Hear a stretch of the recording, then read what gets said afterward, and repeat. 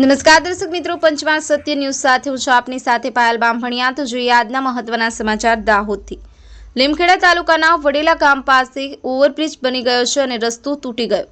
કોરિડોરનું કામ અટકતું નથી અને લોકોની મુશ્કેલી પણ અટકતી નથી। જ્યારથી દિલ્હી બોમ્બે કોરિડોર ચાલુ થયો ત્યારથી સ્થાનિકો જમીન, મકાન, મંદિર, મસ્જિદ તમામ ક્ષેત્રે હેરાન થવાનો વારો આવ્યો છે અને હજી પણ ચાલુ જ છે।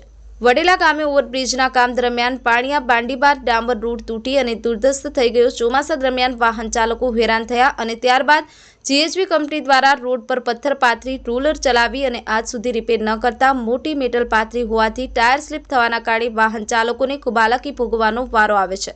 સ્થાનિક લોકોને પણ ધૂળ ઉડવાને કારણે તકલીફ પડે છે। આ બાબતની જાણ જીએચબી કંપનીના મેનેજમેન્ટ તેમજ માર્ગ અને મકાન વિભાગના કર્મચારીઓને કરવા છતાં લોકોની સલામતી માટે કોઈ ધ્યાન આપવામાં આવતું ન હોવાનું જાણવા મળ્યું છે।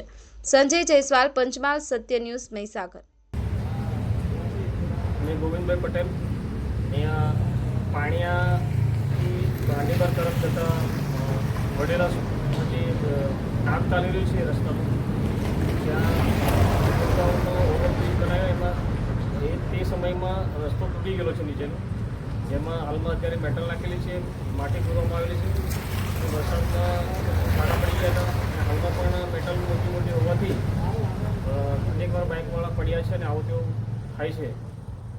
तो खरेखर आ रस्ताનું સમારકામ થાય એવી લોક માંગ છે।